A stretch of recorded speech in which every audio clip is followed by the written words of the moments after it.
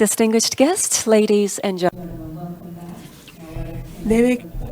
The 12th Asia Pacific ADR Conference. And the main theme of the third session is ISDS Landscape, Global and Asia. So first of all, I would like to invite our distinguished moderator and speakers of session 3 up on our podium. So ladies and gentlemen, please welcome them with a big round of applause. And please come forward and take your seats on stage. In session 3, the Honorable Professor Hee-Taek Shin, arbitrator from 20SX, will serve as a moderator. And we are joined by 5 distinguished speakers, including Madam Anna Jubin-Brett, Secretary of UNCITRAL, Professor Chun-Gi Kim, Professor of Law from Yonsei University, and Madam Meg Kinnear, Secretary General of the ICSID, and Mr. Rishabh Gupta, Barrister from 20SX, and last but not least, Mr. Wesley Peng, Partner at Evershed Sutherland. And it is my great joy and privilege to announce that Session 3 will be moderated by the Honorable Professor Hee-Taek Shin, who is currently serving as an arbitrator at 20SX. And now let me briefly introduce our exceptional moderator. Professor Shin is a full-time arbitrator based in Seoul, Republic of Korea, and he is considered as a renowned expert in investor-state dispute settlement internationally. And he has a unique experience combining a successful career as counsel, academic, and arbitrator, as well as in the public service. And until 2007, he had long been a partner at Kim & Chang, and since 2007, he has been teaching international business, international business transactions and the resolution of the investment dispute arising from cross-border transactions at Seoul National University School of Law. And from 2016 until 2019, he served as the chairman of Korea Trade Commission. So without further ado, let me hand it over to Professor Shin. Ladies and gentlemen, please welcome him with a big round of applause. Good afternoon, ladies and gentlemen. As we had 2 very heavy session in the morning and right after lunch, I think that you might feel really very tired. And this is the time to go down. So maybe I would recommend that we start with some stretch to maintain that we keep attention. And it is a great privilege and honor for me to moderate this session on the ISDS issues with the very eminent speakers today. The theme of this session is, as our MC announced, ISDS Landscape, Global and Asia. In response to the waves of voices calling for the reform of the investor-state arbitration system, UNCITRAL Working Group 3 and ICSID have made substantial efforts for years to address the concerns raised by various stakeholders, in particular states and civil societies. In the first part of today's seminar, we will address the first issue, ISDS landscape from global perspective. The first speaker, Anna Jubin-Brett, the Secretary of UNCITRAL, will update us on the progress of the ISDS reform discussion at UNCITRAL Working Group 3. The second speaker, Meg Kinnear, the Secretary General of ICSID, will present on the application of ICSID Rules 2022 in practice since it took effect on the 1st of July last year.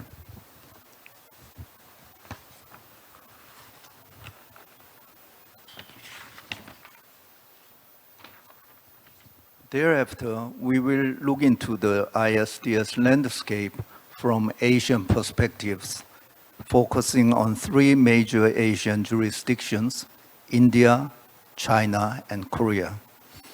On this issue, we have 3 prominent speakers, Dr. Rishabh Gupta, Mr. Wesley Peng, and Professor Chun-Gi Kim, who will share their expert views on the ISDS landscape as it relates to India, China, and Korea. Our first speaker is Anna Jubin-Brett, the Secretary of UNCITRAL. She needs no introduction. And yeah, as she proudly said in the opening ceremony, she has been personally participating in Seoul ADR conference for many years since she took office. But even before she took office as Secretary of UNCITRAL, she participated in this annual conference. I am very grateful to Anna for her faithful participation in our conference. As many of you may recall, up until last year, she showed us two diagrams. The first one was the three-storied building showing the multi-door system, and the other was a floor plan showing various specific issues that are included in the discussion of the multilateral ISDS reform agenda.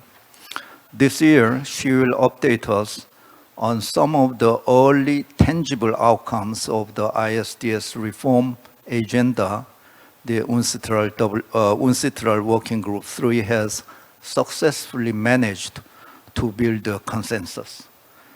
Please welcome Anna with big applause.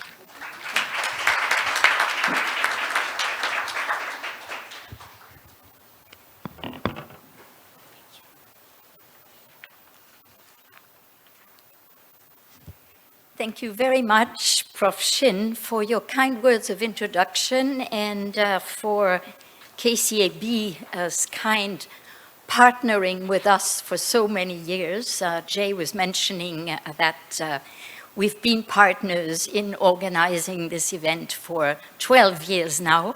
So it gives me great pleasure to speak at this session, which is reviewing the status of the reform of investor-state dispute settlement following a tradition, because it's been on each of the most recent events programs that we have been discussing what's going on, where do we stand, and what comes next.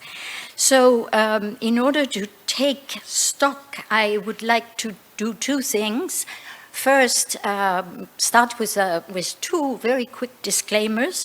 My first disclaimer is that I should actually not be standing here. It should be my colleague Jae Sung, because he's the one who is leading the work of UNCITRAL's Working Group 3 as the secretary of the working group. So disclaimer number one, whatever is wrong, it's on me, not on him. Second, I would like to apologize at the outset, because I'm going to say we all the time when I talk about what the working group has achieved and what the Commission has adopted. In fact, we are the Secretariat, which means that we are back, we have to take one step back, and we are not the ones who are doing, but we feel that we have, we should be allowed to boast a little bit about what's been done in recent years. And so therefore I'm going to, with your indulgence, say we have done this and we have done that. So to set the context of this working group, I think I have to summarize very briefly what its mandate is. It's a mandate that was given by the Commission in 2017. At the end of 2017 is the time when the working group started.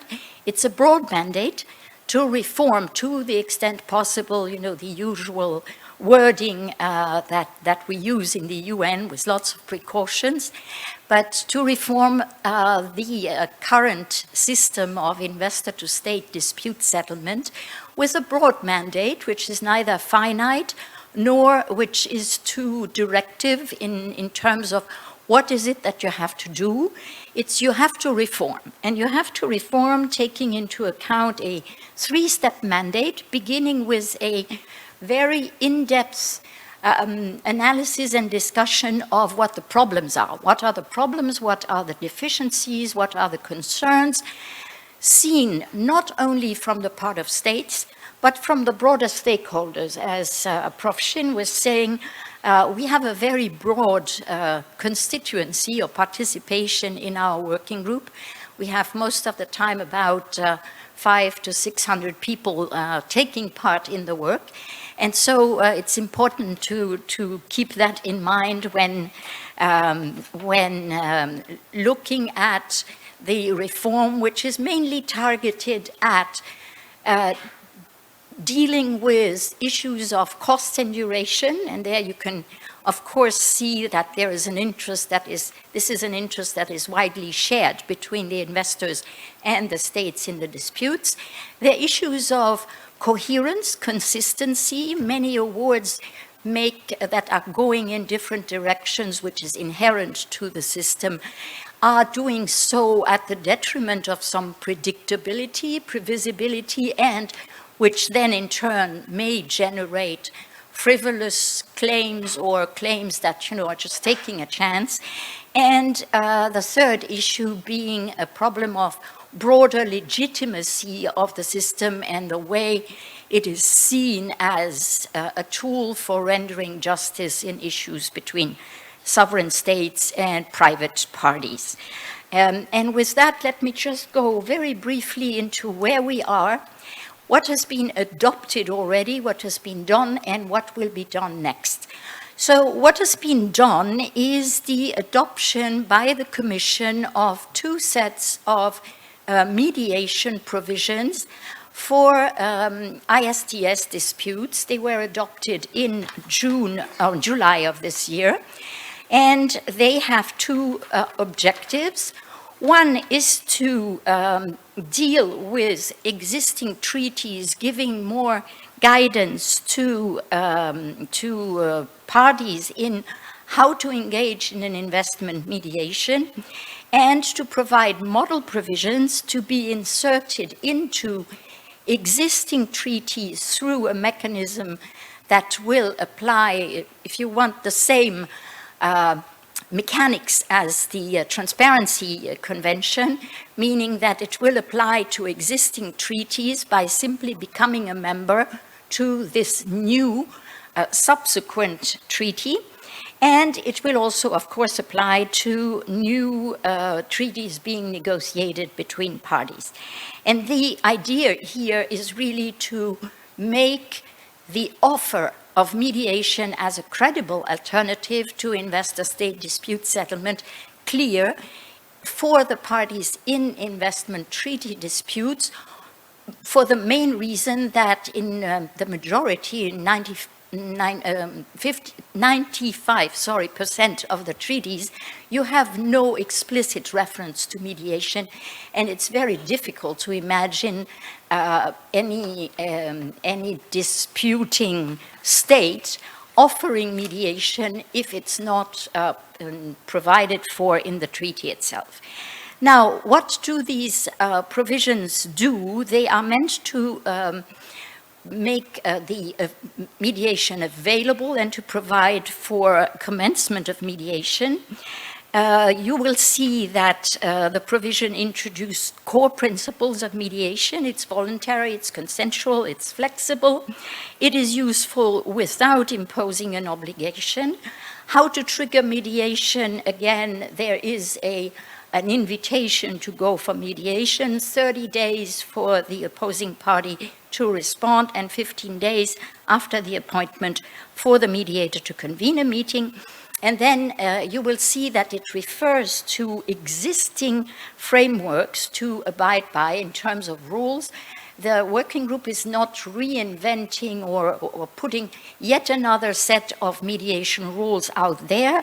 Firstly, because we already have our generic ancestral rules on mediation that can be used, and because the point is not to duplicate efforts with, for instance, what our good friends from ICSID have been doing, namely putting together a set of ICSID mediation rules for investor-state disputes.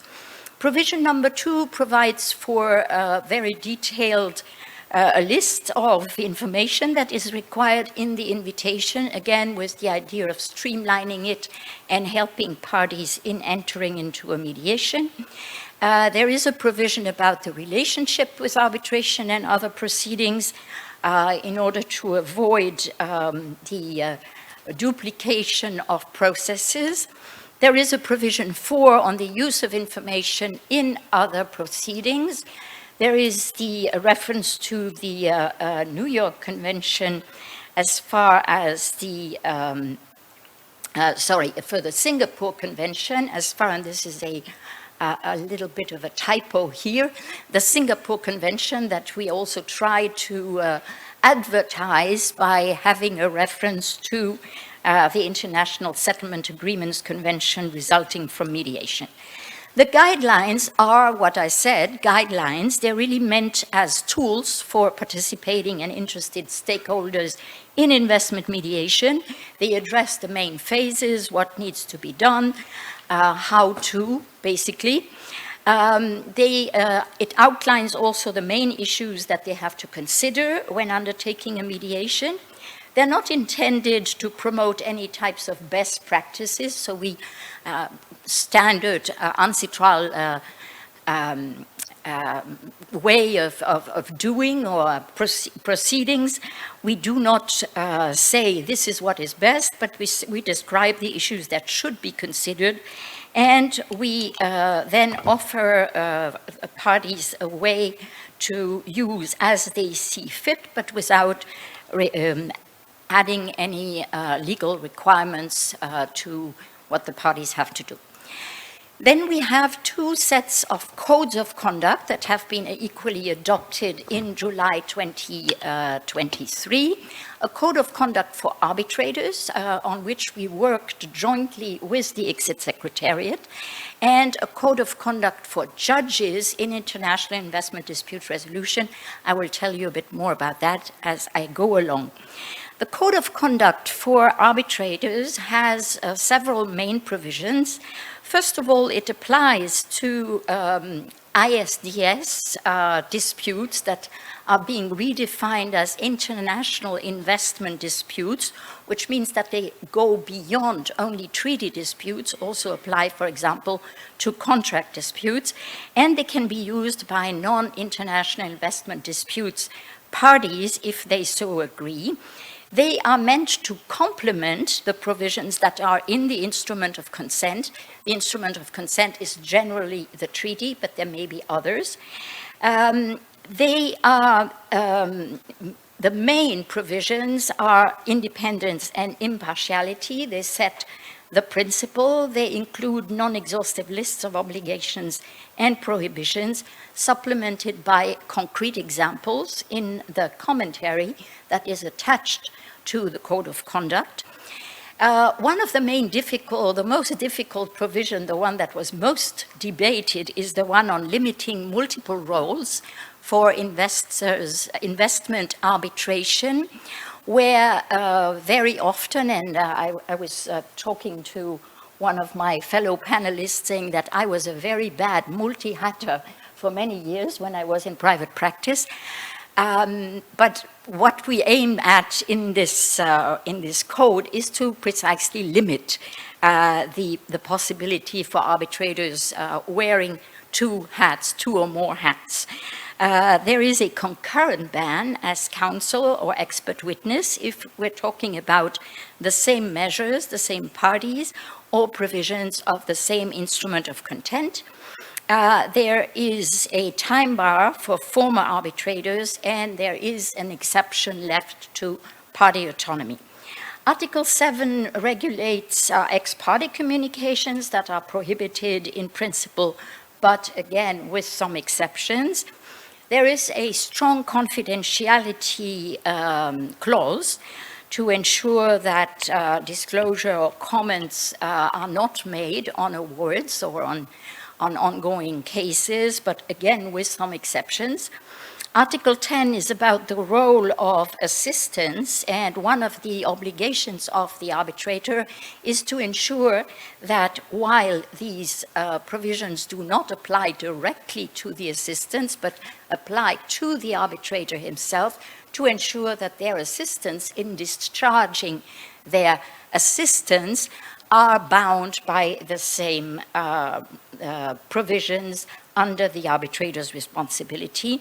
And there are very robust, should I say, disclosure obligations going from any circumstances likely to give rise to justifiable doubts to a very detailed mandatory list of the issues that would bar from, or would require to be disclosed.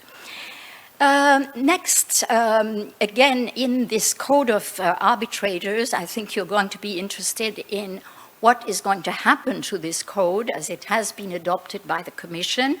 Well, the next step is for its adoption by the General Assembly of the United Nations, which I would say is quite an honor for such an instrument, because it's a party instrument, but having it adopted by the UN General Assembly makes it gives it a level of acceptance and signals its importance. It will be voluntarily used during a transition phase and can be used as soft law.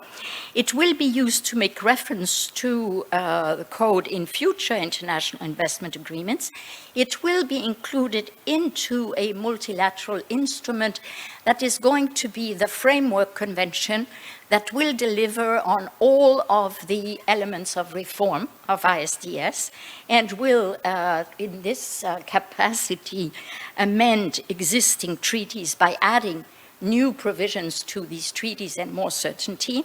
It will apply, we will hope so, to investor-state disputes administered by various arbitral institutions, and Meg will probably tell you what ICSID is planning to do with it. But what we are aiming at is really that it becomes a strong law or hard law set of rules as soon as the entire reform is done.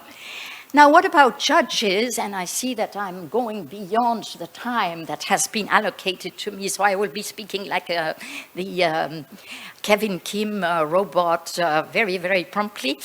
So the code for judges is meant to provide the same type of rules in the case of a standing mechanism. We continue to call that, in a typically ancestral paraphrase, a standing mechanism, but what we're really talking about is a first instance and a second instance investment court and appellate court.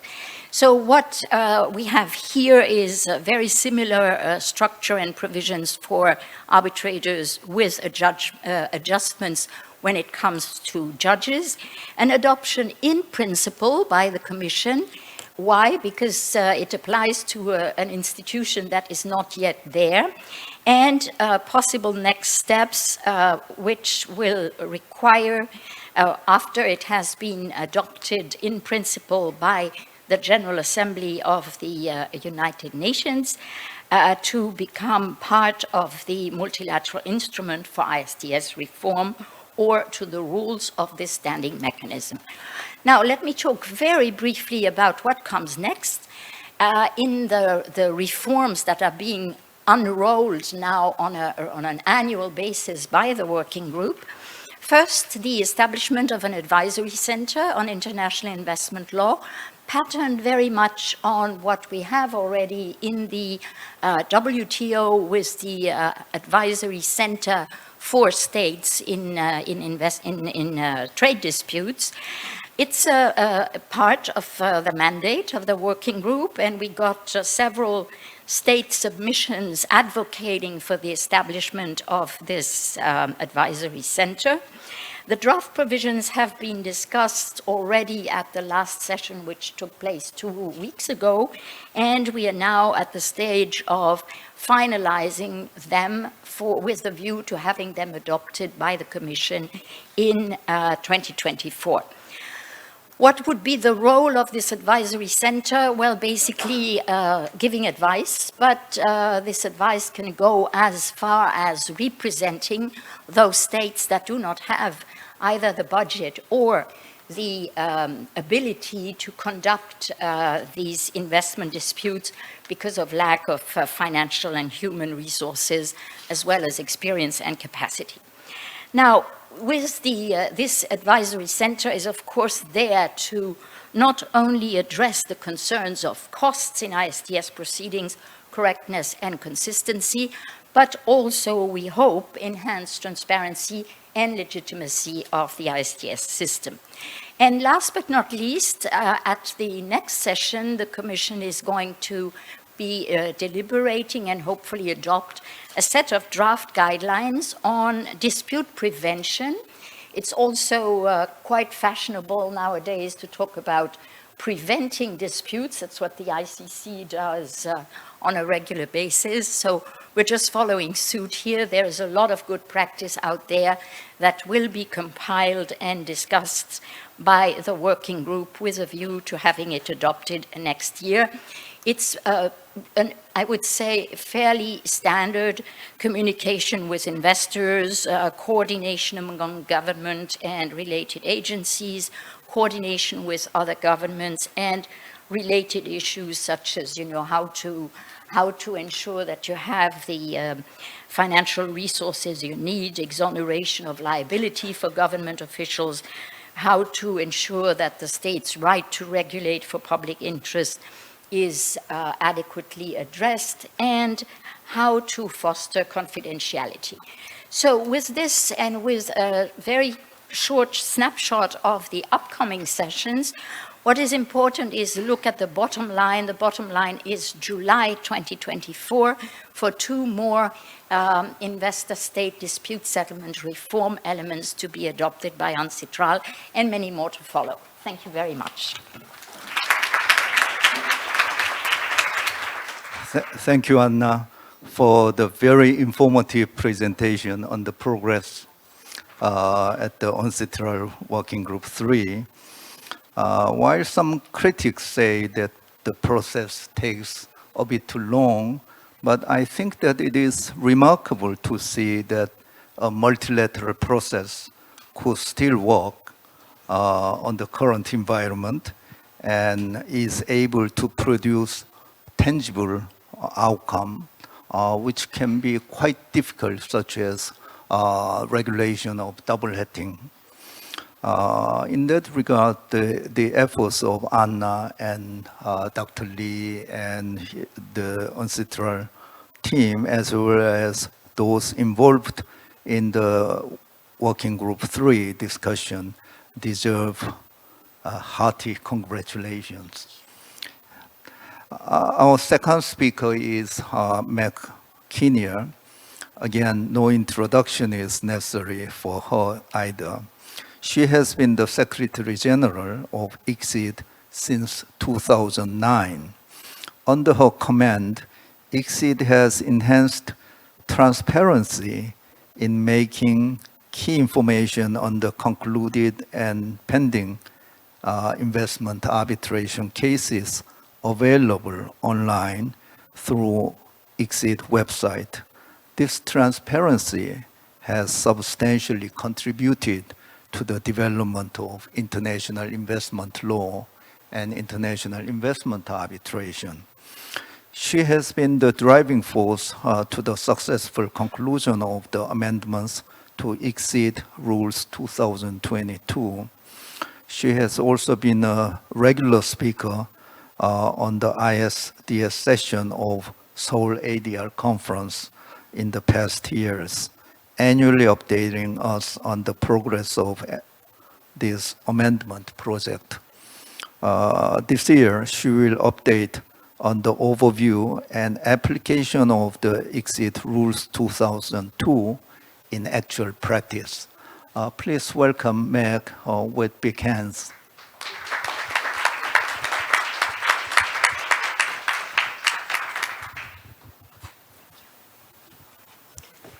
Thank you very much. I am delighted to be here and to see so many friends that I haven't seen for 4 or 5 years, thanks to the pandemic. And thank you in particular, Professor Shin, for inviting me here. I told Anna that she could take more time than I need because Anna's work is actually mainly ahead of her right now. And I'm here to tell you that I'm very happy that my work has basically been done on this project. So I breathe a bit of a sigh of relief. Last year and in some of the past years, I think I have briefed you on what were the proposals for the ICSID rules amendment. And we had, just to remind all, we started roughly the same time, in fact, as the process at the United Nations. We started at the end of 2016, early 2017, advising member states and the public at large that we were going to be doing rule amendments. And we asked for suggestions. And I must admit that when I started this process, I had a nice list of what I thought we ought to do, and we got suggestions and suggestions. So my list expanded quite significantly on the things that we were to deal with in our amendments. And we ended up with a working method where essentially we put all of the suggestions and went through all of the rules and said we got this suggestion or that suggestion. This one is potentially worth discussing further. This one might not work because of A, B, C. And we got to something we called working paper number 1. And this dates me, but it was the size of a New York telephone book. It was immense, as you can imagine, because there were a lot of ideas and we have a lot of rules. And so we invited all of our member states for a full consultation and also invited the public at large to look at and give us their views on what should be done and how we should work through the process. So we basically followed this where we would take suggestions, we would get closer and closer. So every time the working paper came out, there was more consensus reflected in it, and it was a little less thick than the prior one. We had a few basic goals when we did this. Obviously, the overriding goal was to keep investor-state dispute settlement, particularly at ICSID, fit for purpose. And a number of things were really important as overriding goals. First of all, of course, time and cost, which is always an issue in arbitration, but in investment arbitration as well. And interestingly, not something that was always as easy to cure as you might think. It wasn't just a question of going in and cutting timeframes in half. And in a number of places, we had counsel both for states and for investors saying, I actually need more time. This is complex work, so it's not just a question of time reduction. And we did a study trying to look at where time elapsed and where there were perhaps issues, hoping to be able to pinpoint 2 or 3 particular processes. It will not surprise you to know that there were a lot of areas where time delay comes up. It's quite idiosyncratic to each case. So we decided that we would try and put forward a number of solutions all the way through the rules. We also worked on trying to avoid conflict of interest in a number of ways. We looked to increasing transparency in investor-state arbitration. That was something that was started in the 2006 amendments, and this took this one step further. And as you'll probably know, that in between those two, the Mauritius Convention on Transparency was also signed. So there's been a lot of work on transparency. What I think is wonderful about the ICSID process is that it applies to cases where consent is after July 1st of 2022, and it applies to all those cases. So whereas the Mauritius Convention requires basically ratification of that convention and is still working to get further ratification. I think at last look there were 9 ratifications. The interesting thing about the ICSID rules is they will apply, and therefore I think you will automatically have a set of transparency rules applying to cases, and we know we do about 70% of all investor state cases. So what I'm saying here is that there will be a bulk and coherent practice here in terms of consistency without any further need for ratification. So I see that as a good thing. The final goal we worked on was having a broad range of options for dispute settlement. Our rules ultimately got down to about the last working paper, and unfortunately, partway through, we were hit with the pandemic, and we did not want to lose momentum, so we kept going with virtual and remote conferences and consultations. And in March of 2022, we put this to a vote of the ICSID membership, which is 158 states. And we got 85% of all member states voting, which I think is a good number. But what's an even better number is we got 100% approval of the arbitration, conciliation, and mediation rules. So I see that as a very good indication of where consensus lies on these issues, and also a very good start to implementing the rules. So after we got that vote, we essentially published the new rules, which are quite beautiful. You can see them there. We revised our website, which if you're ever doing a case, we have very detailed explanations of each rule on the website. And we, in August of this year, put out a paper and sent the paper to practitioners talking about what had happened in the first year of implementation. So the first thing that happened is obviously we got a number of new cases. So as of September 30th, 2023, we had 50 new cases which were being decided under the new ICSID 2022 rules. So we are starting to get and to develop a practice. As in past history, most of these are arbitration cases. There has not been much use of conciliation, although those rules were updated, and I hope that they might be used more frequently in the future. We also had, it was 4 additional facility cases at the time. We've subsequently had a number of others, and I'll refer to them in a moment because they actually raised one of the new amendments, so they're quite interesting. Not surprisingly, all of this is in the very early stages. These cases have started over the last year, so a lot of them are in the appoint the arbitrator, have the first session, that kind of preliminary stage. So I can't tell you this year, maybe next year, but this year that I have any revolutionary new case law for you. But nonetheless, I thought I'd at least tell you a bit about the practice and some of the things that have come up. One of the main areas of change was in the administrative and financial regulations, which are, as they sound, those rules covering how you pay for your arbitration. And one of the things that we did was we changed the prior rule, which said that no payments were due until you had your tribunal in place in your first session. We found at ICSID the problem there was we couldn't even organize sessions because we had no funds. And so we changed that and sequenced it. So now, when the case is registered, we asked the claimant to pay their first installment, on the costs. And then, when we get to the first session, we ask the respondent to pay their first installment on costs. Now, I want to underline that this does not change the amounts due. This is only a question of sequencing. And we have had a few people ask us if we would waive it. This is one of those non-waivable type rules. We have once or twice, depending on particular circumstances, asked for a very small amount of money. But basically, this is a mandatory rule, and it has really helped us to get the ball rolling much more quickly once we are into a case. The other change that we had was under Rule 16, which allows now the Secretary General to suspend or discontinue a case for non-payment.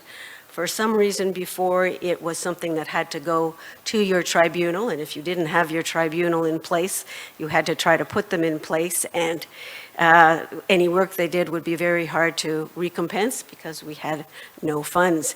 And it seemed a little crazy to ask a tribunal about discontinuing because if there are no funds, there's really not much discretionary decision-making to be done. So we changed that to something the Secretariat could do. And to date, we have actually had 3 cases that were discontinued for lack of payment. There's obviously a sequencing, so it's not done overnight. Parties are asked if they will pay, and they are given about 6 months to get the funds necessary.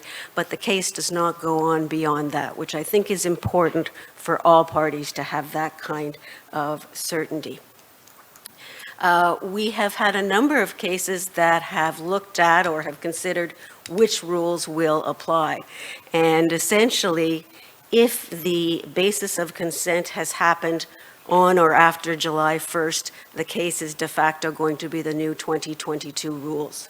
And so we have had one case in particular where a party, the Tayeb party, had put forward a notice of intent to start a claim and had said in their notice of intent, we would like to consider amicable settlement and we reserve our rights to arbitrate if amicable settlement is not successful. And the question became, well, have you really consented to arbitration, or better yet, consented to the state's offer of arbitration, or are you just at this point trying to use amicable settlement but have not yet clinched the consent part where both parties have consented? And the tribunal looked at this and very much construed the wording and said, yes, there isn't consent yet, and so the older rules would apply and not the new ones. We then had a case about a month later where it was the same kind of situation, but the notice of intent was a lot more clear that the parties, if amicable dispute resolution didn't work, were accepting then and there the permission of the state to proceed under the bilateral investment treaty. So it really just came down to having clear and unambiguous wording about accepting the consent of the state. And that, of course, is one of those things that we found very, very interesting. We have addressed third-party funding in our rules, and I know we've heard a lot about third-party funding today. It was the last of the debated rules to be agreed to by states before we put the package to them. So it was one of the difficult topics of conversation. And we ended up with a third-party funding mechanism that essentially requires disclosure of who the third-party funder is. There were debates about should you have to disclose the third-party funding agreement. The answer that we came to was no. There was debate about whether further information should be disclosed. And of course, many people said that will disclose confidential information or information about your strategy, which is really not necessary because the purpose of this is to avoid conflict of interest. So our third-party funding rule has been going very well, and a kind of funny spin-off of this is that we have been finding that parties, even under the old rules, are now voluntarily putting forward a third-party funding disclosure. In terms of the constitution of tribunals, we've looked in particular at the declarations, and you will see that the declaration by an arbitrator now is quite a lot more detailed, and it has a lot of the kinds of information you see in the code of conduct that Anna spoke about. One of the things in particular is that every appointee needs to disclose their involvement in investor state cases in the past 5 years, including any relationship with the parties, with their counsel, with the other tribunal members, or with a third-party funder in the case. So it's quite a lot more specific now. We have also, as Anna said, worked with UNCITRAL on the code of conduct. At this point, it is soft law, and one of the projects we have coming up is that we will be going to the membership saying, here's the code of conduct. There may be some small consequential changes to fit the ICSID system. I mean, for example, we have a declaration. We don't need the one in the code of conduct. But by and large, and this was something we looked at all the way through the process, they are quite significant, and I suspect the code of conduct ultimately will be merged into the declaration. We put as well a rule that talked about remote hearings, and a lot of this in terms of modernization was to allow remote hearings in any case, and during the pandemic that was all we did. My question was, would people want to continue with remote hearings and continue with the benefits, of course, saving cost and all of that? What's been, I think, very heartening is that 66% of the cases that have been ongoing since we could do in-person hearings, the council have asked for and used the remote hearings. Now, clearly, this is something council are feeling more comfortable with, where you have a not too complicated case, a procedural hearing. We're still seeing council very much wanting to do their merits hearings with witnesses in person, or what's become extremely popular is the hybrid, where you have a core group of council with the arbitrators in the facility, and then it is also remote to other parts of the council team, and that's been very useful. We have also encouraged case management conferences. This was intended to be something that could be quite broad, and we've seen case management conferences being quite useful. One case in particular we saw settle after the case management conference. There are few specifications there, so the arbitrators can use what they think is most important or most useful in that particular case, and we suggest it be done over the course of the case. The final point I think that I wanted to make to you was about broader access to the additional facility rules. And those were a set of rules where essentially if either the claimant or the respondent was not affiliated with a member state, they were entitled to use them. Very similar substantively to the ICSID Convention rules, with the one big and important exception that you did not have enforcement attached to additional facility. So we changed these rules again to have broader access, and what we did was we said even an investor from a non-member state and a non-member state may use the additional facility rules. And then very importantly, we said additional facility rules may be used with respect to a regional economic integration organization. And of course, we all jump to the European Union as the example we all know well. But as we see REIOs entering these treaties, there has to be a way for them to sue or be sued. And the answer in our reform process was to make the additional facility rules available in that kind of case. And interestingly, just last week, we registered 3 cases under the Energy Charter Treaty, naming the European Union as the respondent. So we're already seeing these have an impact and happen in practice. Finally, our mediation rules are a new set of standalone mediation rules. They are very broad. You do not need to be a member state to use those. You do not need to have consent in the treaty. It could be that the 2 parties decide consensually to do a mediation. They are available at any time during the process, and certainly in our history, we've even seen mediation after a merits award, instead of going to a damage arbitration, having a mediation of damages. So it can be any time from the cooling off period all the way through to the end of the arbitration. And we are seeing states now getting themselves in a position to be able to use these. We've had 1 mediation under our new rules, and we hope and we are encouraging states to consider this as an option in all investor state cases. So, what to expect in the future, and I will just go through quickly. We know basically that a lot of the trends we've been seeing before are happening anyhow. We're seeing more cases under free trade agreements as opposed to bilateral investment agreements. We are seeing a number of cases, interestingly, under the former NAFTA, because there is a debate right now, NAFTA and USMCA, and whether the legacy period applies. So we've seen a bit of an increase there.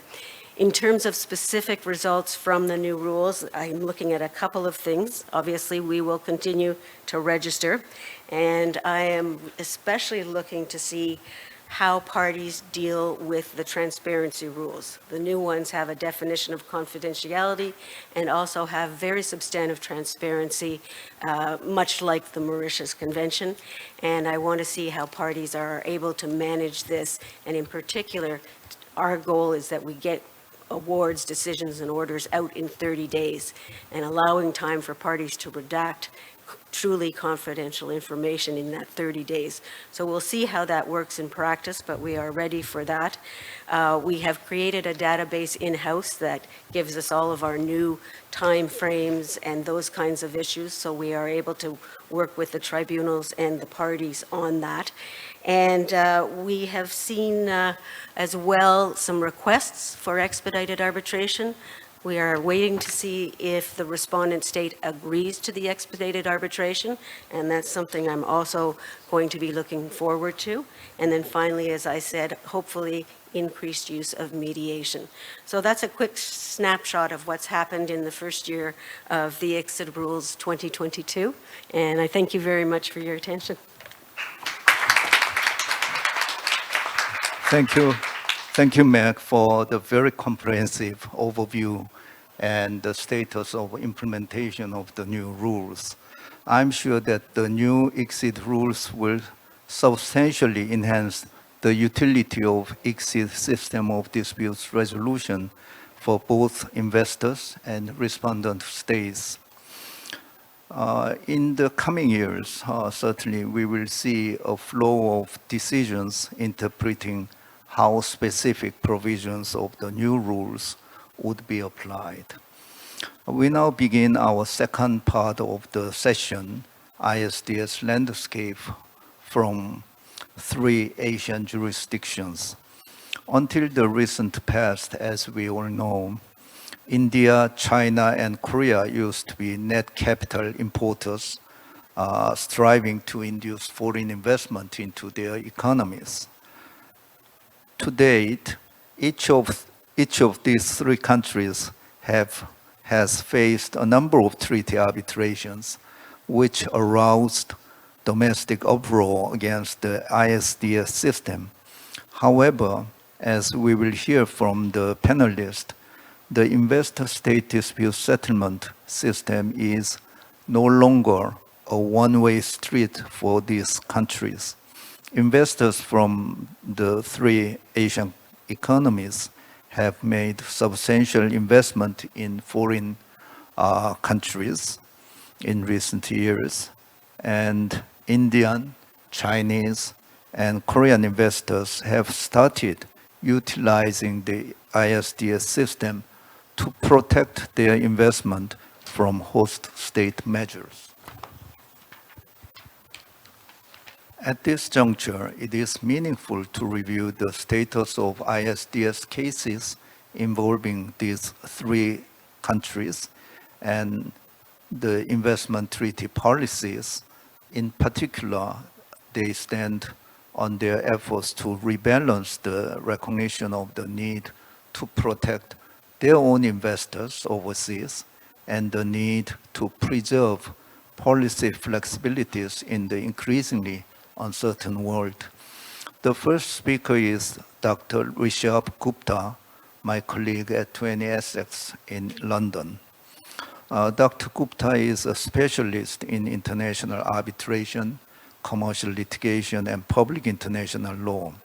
He is regularly instructed to appear before courts in India and internationally, including before English courts and arbitration tribunals. Rishabh has considerable expertise in investment treaty arbitrations. He has represented investors and states in more than 10 investor-state disputes conducted under ICSID and UNCITRAL rules. His notable recent instructions include Korea Western Power Company Limited versus India, a PCA case. Would you join me in welcoming Dr. Gupta?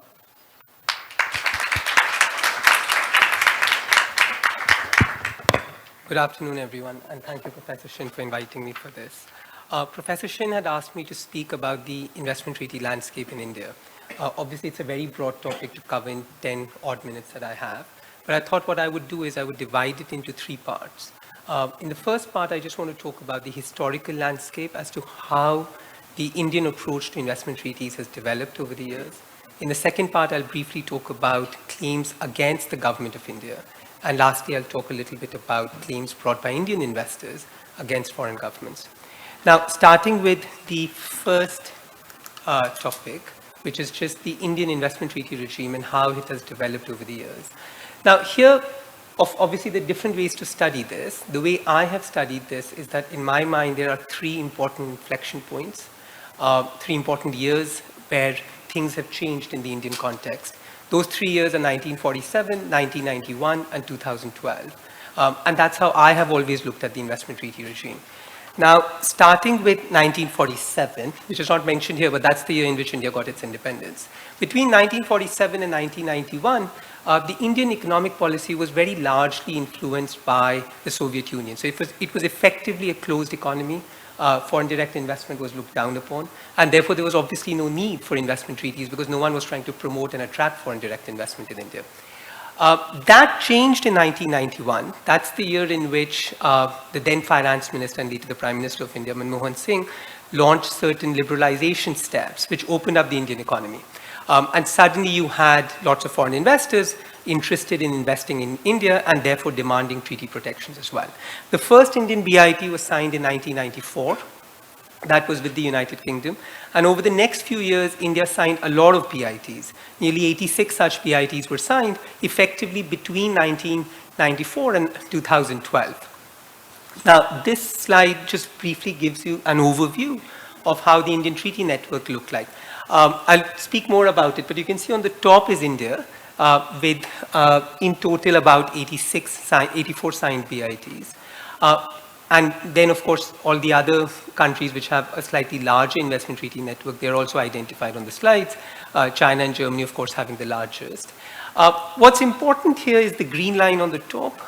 That's the line which indicates how many of the BITs which were initially signed between 1994 and 2012 were ultimately terminated. And the reality is that almost all of them were terminated. So 77 of the 86 BITs were terminated, leaving behind only 9 BITs today signed by India, which continue to remain in force. Now, you may ask the question that why was this done? And that brings me to my third inflection point. I said the 3 years, 1947, 1991. The third inflection point, in my view, is 2012. Now, two things happened in 2012 which caused the government of India to take such a knee-jerk reaction towards BITs. One is the White Industries Award. Many of you would have heard about it. This was a case brought by an Australian investor against the government of India, and the allegation effectively was that the delay in the enforcement of a commercial award effectively meant that the Australian investor was denied justice under the India-Australia BIT. Much to the Indian government's dismay, that case went against India. It was a small value case. It was only $5 million and it was paid out ultimately. But what was really controversial from the Indian government's perspective there was effectively, in my mind, three things. One, it was the first time India ever lost a BIT case. BIT cases had been brought in the past, but they never really thought this could bite. The first time they lost it, obviously they realized that this carries some teeth. The second issue is that it touched upon a very sensitive issue in India, which is effectively judicial delays. All Indian citizens suffer, including myself, suffer from a very clogged up Indian court system. Obviously, we all have to participate in that court system, and all of us are subjected to those delays. But the idea that a foreign investor could use those delays as a basis to bring a successful treaty claim was seen as really controversial in the Indian context. And the third point was just the way in which the tribunal got to that decision. So although the claim was primarily about denial of justice, what the tribunal did was that it looked at the MFN clause under the India-Australia BIT and borrowed the effective means provision from the India-Kuwait BIT to reach that conclusion. So all of those things put together seem really controversial from an Indian context. That was one thing that happened in, the award came in November 2011, so that explains why I called 2012 the inflection point. The other thing that happened in 2012 was that, you may have heard about it, the retrospective tax legislation was introduced. That's the legislation which effectively required foreign investors to pay taxes on certain kinds of transaction on a retrospective basis. That led to a spate of treaty cases against India, Vodafone, Kane, Nokia, and so on and so forth. And that too meant that the Indian government suddenly started thinking, well, this is just too much. We don't want to participate in the investment treaty program anymore. And that's what led to this. You had in 2016, India introducing the model BIT. I'm sure some of you have heard about it in the past. The model BIT is effectively, as Anna said to me earlier today, like a band-aid approach. What it effectively did is that wherever India felt that it had either lost an arbitration or could lose an arbitration, it tried to move away from it. So for example, White Industries was about MFN clause. From the model BIT, they removed the MFN clause. taxation was a problem in Vodafone, so they removed taxation measures from the purview of the model BIT. They introduced a requirement of 5 years of local exhaustion of local remedies, so that going to the investor state tribunal becomes harder. These were some of the changes they brought in the model BIT. Many practitioners, including myself, at that point of time, had given evidence before the parliamentary committee to effectively say that this is the wrong approach, but the government, of course, didn't listen, and they introduced this model BIT in the hope that lots of other treaty partners would adopt it. Frankly, none have, with the exception of 1 or 2. Simultaneously, what they did with that is also terminated the BITs. That's the green line in this slide that I showed you earlier. About 77 odd have been terminated, though many of them obviously have sunset clauses, which continue to apply for a period of 10 to 15 years. Now, what those sunset clauses do is that they protect prior investments, so investments which were made in India prior to the termination of BITs in 2016. And what the government is now doing is that it's negotiating new BITs, hopefully BITs from their perspective which are more balanced. Not much success has been had on that. A couple of new BITs have been signed, but even today the network looks very small. And rather the focus has moved away towards signing free trade agreements with investment chapters. So that's what the Indian government is doing at the moment, for example, with the UK and the European Union. Now, just very quickly, the second part of the presentation, which is about India being a respondent state. Most of you would be aware that India has been a very frequent respondent state in investor state arbitrations. I've often asked myself that why is that the case? And I personally think there are at least 4 reasons for it. One is that India is a very complex federal setup. A bit like the United States, it's there in the constitution. You have the federal government, you have the state government, which enjoys a lot of autonomy, and then you have district level governments. There are 27 states, or 28 states rather, in the country, so you have that many more state and district governments as well. And that, of course, means that there's complexity in regulation and therefore uncertainty as well. That's sort of point number 1. The point number 2 I've always felt about India is that we have a very, very interventionist judiciary, and in particular, highly interventionist Supreme Court. People often talk about the United States Supreme Court being very interventionist, but if you look at the functioning of the Indian Supreme Court, it's almost active in every important economic decision that the country makes. Now, that again means that there is a lot more uncertainty because of the Supreme Court's decisions. And if you see a lot of the treaty claims that have been brought over the years, they've been the result of decisions taken by the Indian Supreme Court. The third point is that there is still a lack of awareness among Indian bureaucrats about investment treaties. I did a study a while back where I interviewed a few Indian bureaucrats and had them fill up a survey. Only 5% of them said that they actually take their international law obligations or the country's international obligations ever into account when they decide on a certain policy. So that obviously means that there is greater uncertainty and greater lack of cohesion between Indian policy and what the international obligations might require. And lastly, most Indian bureaucrats, this is true in both in the domestic context and in the international context, would be very wary of settling anything. So the less you settle, the more likely it is that you'll end up in arbitration. We find that to be the case all the time in the domestic context, where there is a lot of unnecessary litigation against the government because the bureaucrats would not decide to settle, and it's the same problem at the investor states level as well.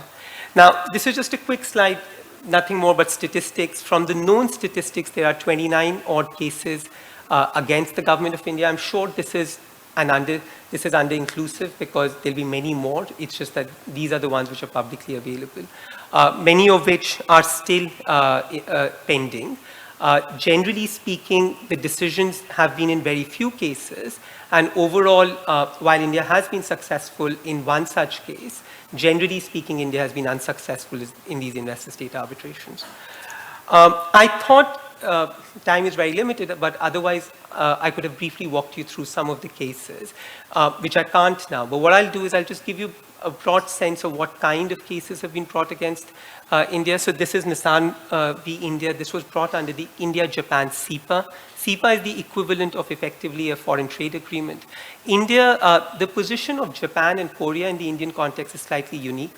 These are the only two jurisdictions that have both a BIT as well as an FTA, with India. So technically, if the investments were made prior to 2016, you have the protections of both the BIT as well as the FTA available. Nissan brought the case under the CEPA, and this was in relation to certain tax incentives which were due from one of the states. So again, it wasn't a central government act, but a state act.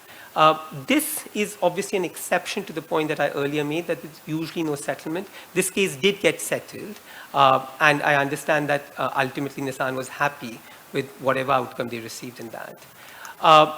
Covepo v. India, this is still pending. It's reserved for final award. This was under the India-Korea BIT, but as I said earlier, CEPA is also a treaty which is available to Korean investors and vice versa to Indian investors, as that too has an investment chapter. Vodafone v. India, this is the famous tax, retrospective tax case. Again, this was brought under the India-Netherlands BIT, a very large case. Ultimately, India lost. And there are set-aside proceedings pending pending in Singapore courts at the moment. That's one more thing I should just briefly point out. India is not a signatory to the Exit Convention. And what that effectively means is that most of the Indian cases would always go to UNCITRAL and usually are administered by PCA. So you'll see that all the cases that I'm talking about are effectively UNCITRAL cases. Just a couple of words on this and then I'll stop. As Professor Shin said earlier, India, like most of the other big countries in the Asian region, is now both a capital importer and a capital exporter. When the model BITs were being envisaged and when termination was being done, no one really thought that protections for Indian investors are important. But now those have become exceptionally important because there's a huge trend towards Indian investors trying to bring claims against foreign governments. In my experience, at least, a lot of those claims are being brought not under the Indian BITs, but the BITs that Singapore has signed with foreign countries, partly because most Indian investments outside of India tend to be structured in such a way that there's an SPV established in Singapore and then the foreign investment is made. I'll stop here because I recognize we're all running out of time, but thank you very much. Yeah? Thank you very much, Rishabh. I think I have given him and also other panelists almost impossible task in addressing such a big issue in just 10 minutes. I'm sorry, but he presented a very comprehensive picture of Indian treaty policies and investment cases in such a short time span. Thank you very much. And our next speaker is Wesley Pang, Mr. Wesley Pang. Wesley is a partner in the Global Litigation and Dispute Management Group of Evershed Sutherland. He is based in Hong Kong, where he leads international arbitration practice in Asia. Prior to joining Evershed Sutherland, Wesley was managing counsel of Hong Kong International Arbitration Center. He oversaw the Secretariat's handling of the HKIAC caseload under various HKIAC rules and UNCITRAL arbitration rules, as well as investment treaty cases under the auspices of the HKIAC. Please welcome Wesley with big hands.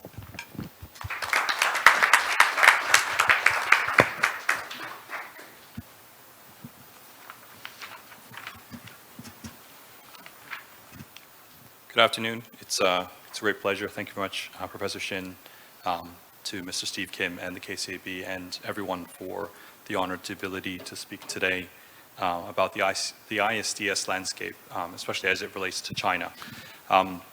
We've already heard from Rishabh or Dr. Gupta in relation to sort of one of the other larger economies in the Asia-Pacific region. China's obviously stands no different from that in terms of both population, but also in terms of its economic growth, as well as its stature in terms of that behind the United States. So, in the time I have today, I hopefully will provide an overview of the current status of China's investment treaty regime. Sorry, I'm just going to give people a roadmap. My presentation will not be that dissimilar to that of Rishabh's. in relation to sort of looking at what China's investment regime is like as it stands today, talk about the evolution of that regime, talk about sort of the cases that have been brought against the PRC, as well as cases that have been brought by Chinese investors. Similar to India, there has been a growing number of cases that have been brought by Chinese investors, and we'll talk a little bit about that. And then finally, maybe if I have time, of a few of the issues that are cropping up in relation to cases that are brought in relation to China, as well as brought by Chinese investors. So I'm going to start off by talking about the evolution of China's investment treaty regime. In the same way as Rashab has looked at inflection points, China itself has also had certain inflection points. I think the way that we talk about Chinese BITs is in certain generations of evolution. The first generation goes back to the 80s, and it's no surprise that in relation to China's investment treaty regime, not dissimilar to India's, is tied very much to its economic position at that particular time, as well as its economic growth and expansion and liberalization. And the treaties are also reflective of that evolution. Starting off, when we come into the 80s, this is probably when China started to open. Many of you will be aware in the 70s, a lot of the opening of diplomatic relations with Western states started in the late 70s, coming into the 80s, and obviously there was a change in government administration within the PRC that led to a growth of more pragmatism and more opening up. But China is very much at this point a capital importing country, trying to find its feet in terms of industrial development, and becomes more of a manufacturing state, as many of us will be aware, certainly from a supply chain concept.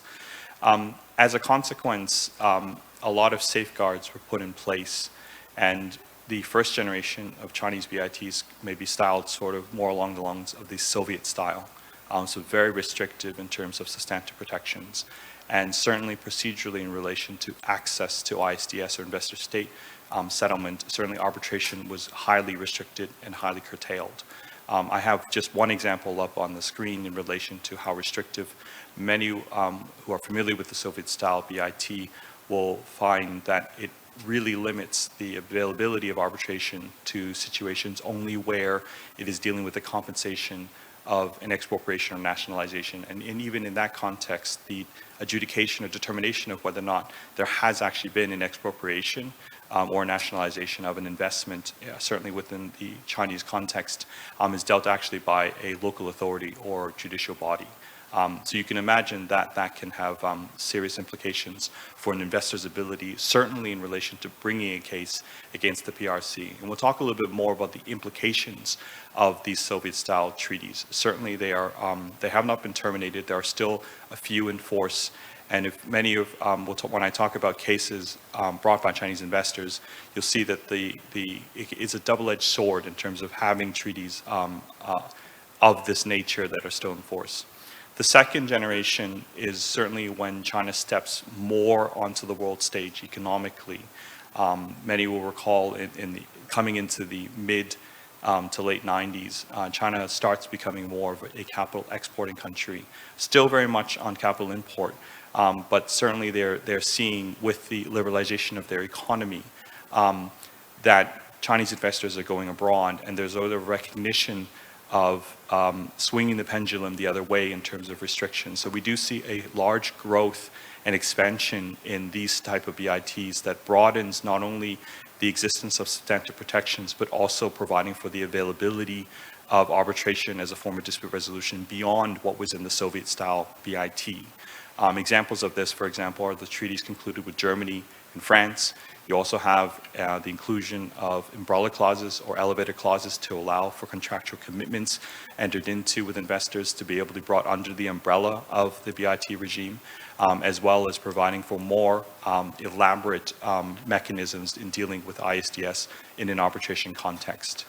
And then finally, coming to the third generation, we also find that we're experiencing more of a hybrid approach. I think that similar to India, there's a recognition of cases, both in terms of against it and brought by Chinese investors, that has triggered a recognition that perhaps there needs to be a much more balanced approach to the BIT regime, or certainly investment treaties, such that they're more balancing in terms of what protections the state want to keep. More liberal than the Soviet approach, but probably not as liberal as during the second generation. So it'll be interesting to see going forward what approach is going to be taken by China, including MOFCOM, which is the Ministry of Commerce, that's charged with dealing with ISDS and international trade disputes.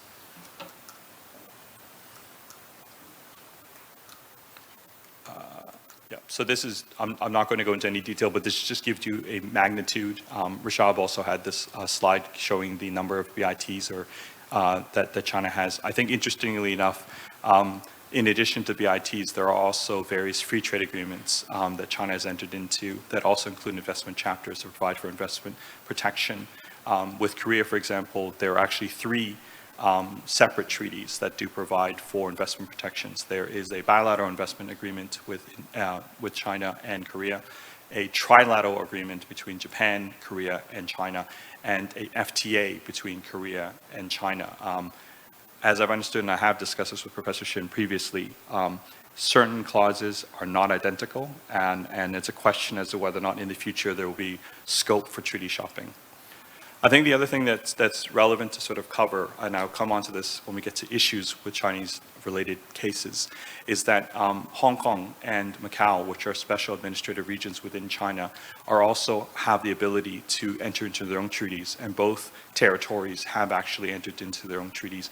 Notably, Hong Kong has a number of treaties, and some of these treaties have been used in cases. For example, the Philip Morris case against Australia was actually brought by Philip Morris under a Hong Kong treaty. So there are a few cases. There was a period in which there were actually no cases against China, despite the number of BITs it has. The first of which sort of came onto the public stage, was around the 2011 period. That case actually never got off the ground. But you'll see that there has been a larger number of cases being brought against China, certainly in the past 5 years. Hella in 2017 under the German treaty, and then a few others brought under the Singapore Treaty. And that's no dissimilar to what Rashab was saying in relation to investments coming through in relation to Singapore and the Singapore Treaty being relevant for these cases. Pivoting in the time I have left, I do want to talk about cases brought by Chinese investors. Now, I think this has grown quite significantly in a number of years. So we've looked at maybe just under 10 cases in relation to cases brought against the PRC. But with cases brought by Chinese investors, there certainly is coming up to the 20 mark. So I think that there's a recognition, both economically in terms of where Chinese investment is going, certainly being now very much so as the second largest economy in the world behind the US, and being more of a capital exporting country, we are seeing the incidence of BIT claims brought by Chinese investors. I think one thing that's also notable is the Belt and Road Initiative that has also played a significant role in the outbound movement of Chinese investment, certainly through state-owned enterprises, and I'll come on that in my last slide. And then also just the plethora of business that's actually being transacted. If we take any measure in 2013 of when the Belt and Road was actually originally announced, it was supposed to cover 65 plus economies and cover investment in the magnitude of $5.5 trillion US. So obviously there was a lot of money sloshing around, and that obviously has implications going forward in relation to some of these cases. Just to close off on 2 issues, I think, just as I said, some of these investments have more recently been made by SOEs. I think that also has issues in terms of the implications of SOEs as claimant parties in these cases, certainly Chinese SOEs. One of them certainly has come up in the ICSID context, and it goes all the way back to the first Secretary General of ICSID in relation to Aaron Brockus. And so the Brockus test tests as to whether or not necessarily a state-owned enterprise based on certain considerations actually can qualify with standing to actually be a claimant party in an investor state case.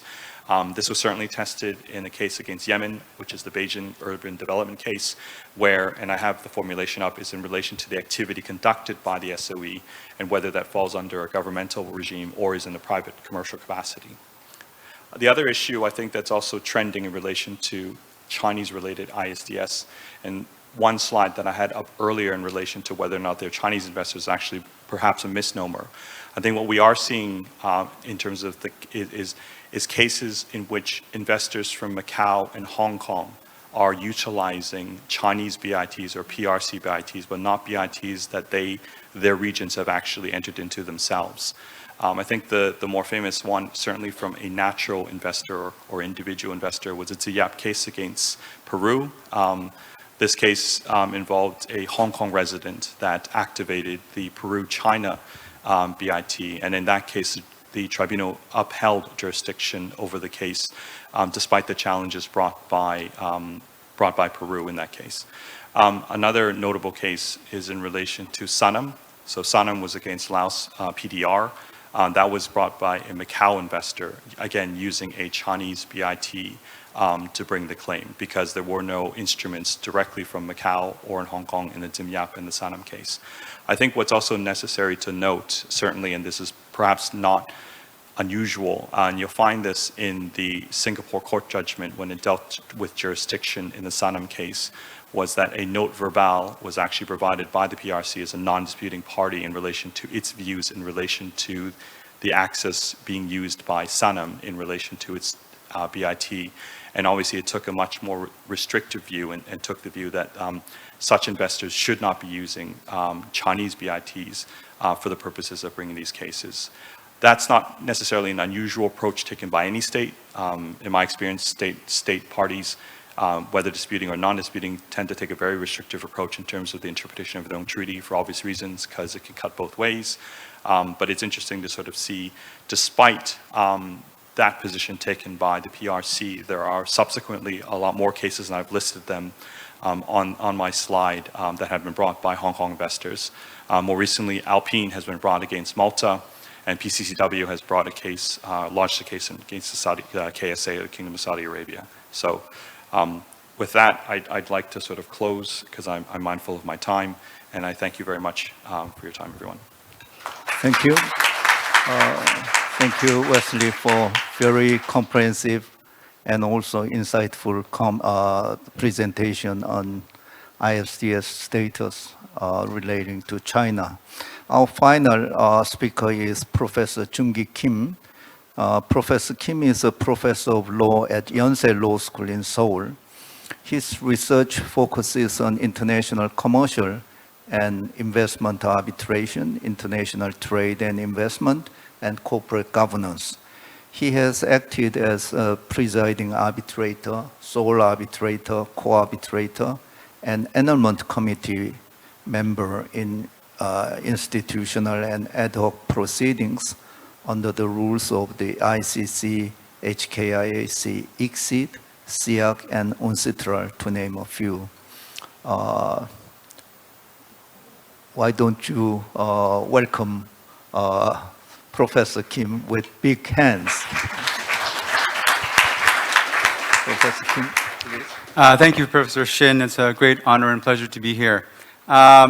In the limited time that I have, I will try to give you a quick snapshot of where we stand in Korea in terms of ISDS, and of course it's Korea and Koreans. And of course, with all due respect, which I figured out is ADR, some coincidence there. With all due respect, of course, we will not, Korea will be used for South Korea, and not excluding our brothers and sisters in North Korea, which interestingly has BITs that actually also call for ICSID, although they're not a member, and actually also calls for institutional rules, but putting that aside. Okay, in the quick time that I have, I'll try to follow the similar format that Rishab and Wesley have, and give you first a broad overview of the landscape, cases against Korea, and then cases by Korean investors, and some future issues in what I'm looking at. Okay, the first thing, Rishab showed you this statistic, or kind of overview of where we are in BITs. And you'll note, of course, that Korea stands 6th on the list in terms of the total BITs in the world.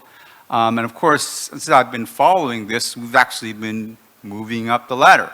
And of course, largely this is due to the fact that the European Union has terminated all of their intra-EU BITs. And of course, you'll note I've added asterisks, and that's because of the trilateral BIT, trilateral investment treaty that Wesley mentioned between Korea, Japan, and China. And most recently, actually it'll be 84 soon, Korea actually signed a BIT with Serbia. I believe it was end of last year. Okay. And then, in terms of the other sister network, and Korea's focus, again, as with many other countries, we've had a dramatic increase in the number of FTAs, and we're continuing to sign more FTAs. And however, some of them do not include ISDS. But overall, Korea has been a strong proponent when they're negotiating to include ISDS as a means of settling disputes. Okay.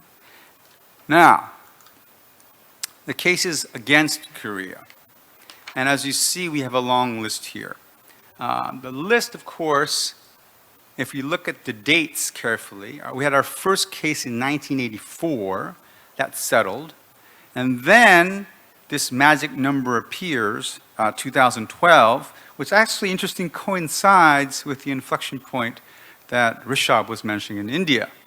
So something must have been in the air or something. It's contagion. I don't know what it is. But 2012, and we'll get back to this, and actually in Korea, it's 2013. And the Lone Star case is kind of like our White Industries case. That was the one, the big one, that was launched at the end of 2012. So it was actually 2013. And I'll get back to that date. That kind of opened the watershed.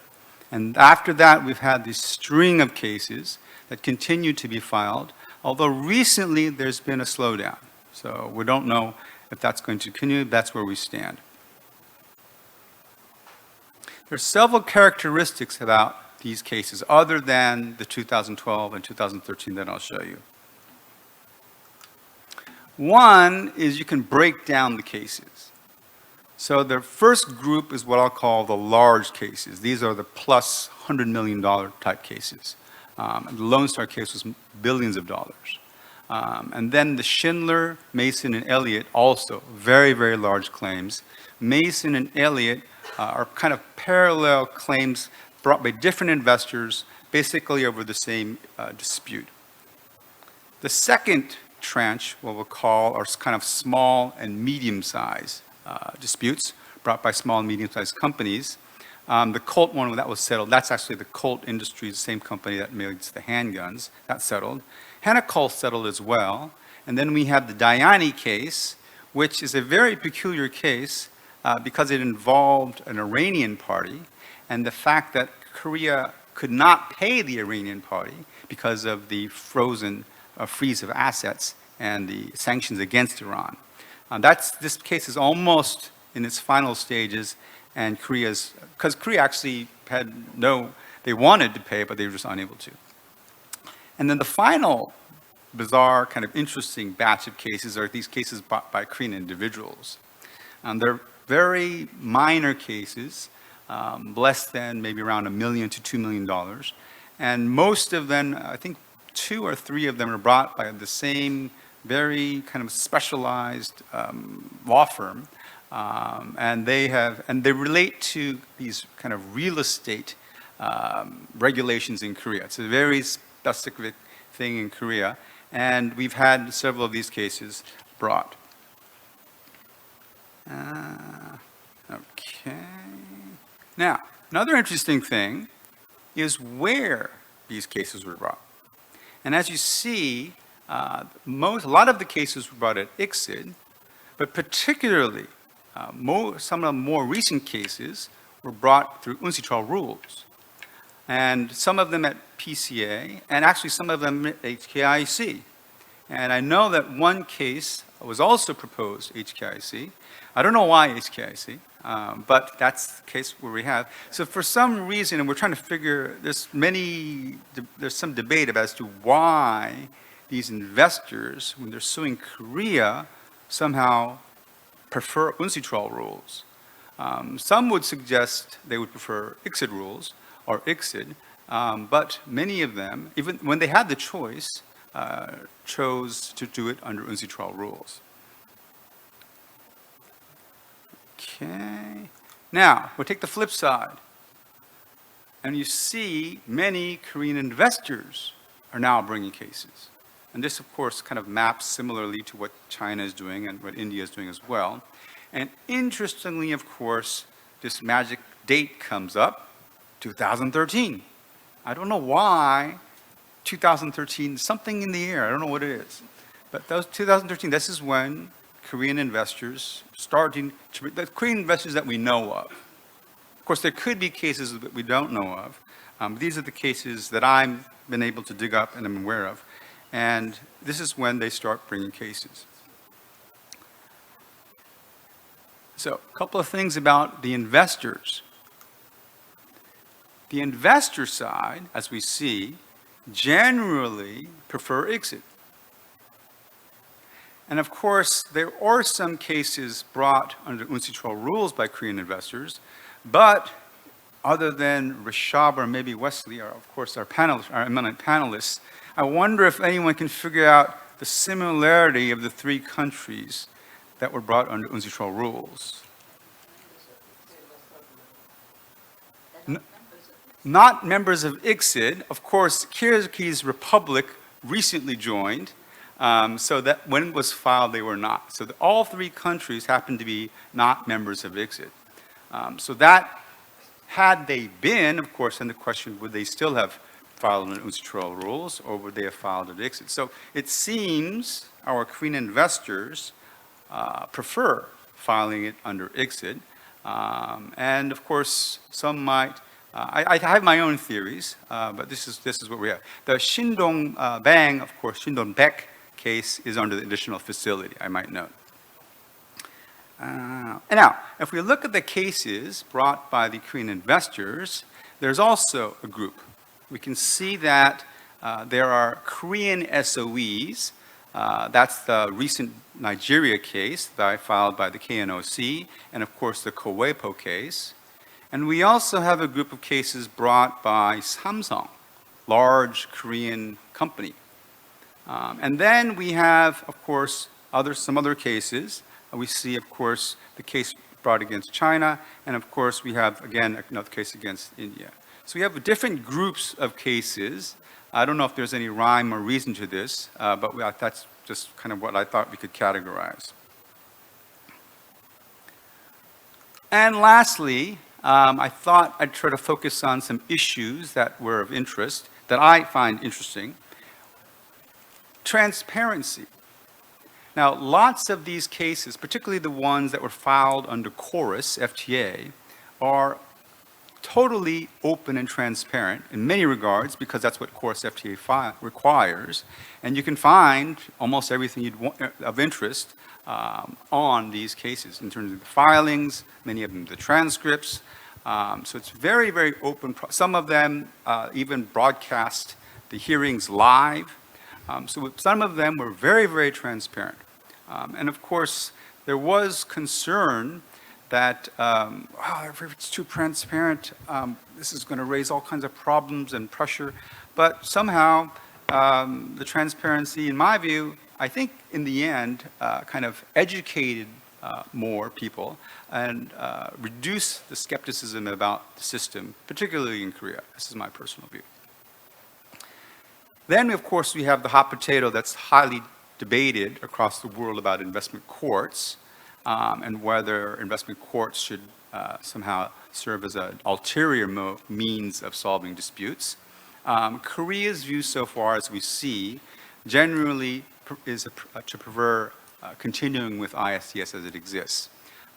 We have not much traction in Korea to pursue or agree with investment courts so far. And I think that so far, from what I can tell, we had very intensive debates about ISDS in the past. For now, I think the Korean position is it will stay its course. The final issue is mediation. And of course, the settlement of disputes other than by means of arbitration. And there are actually a good number of cases that were brought by Korea and brought by Korean investors as well that were settled at the trigger letter stage and before the formal filing of notice of arbitration. So it is possible. I think it should be worked on more. Mediation in general, of course, is not really warmly espoused in commercial arbitration. And Korea, there's this debating that it's not kind of part of Korean culture. There are many theories about this. But I do hope that we can have more settlement through mediation.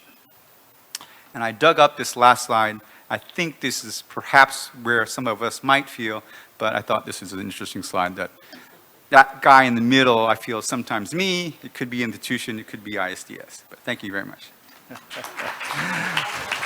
Thank you, Professor Kim, for the very good analysis of Korean ISDS situation.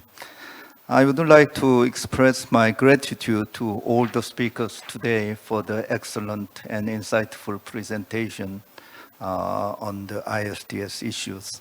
As a moderator, the only regret is that due to time constraint, we cannot afford to have a Q&A session on these very important issues.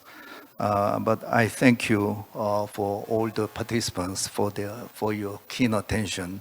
And I hope that you enjoy the fine ambience of the autumn foliage in Seoul. And also, I also hope that I would like to see you in person this time next year in Seoul. Thank you very much.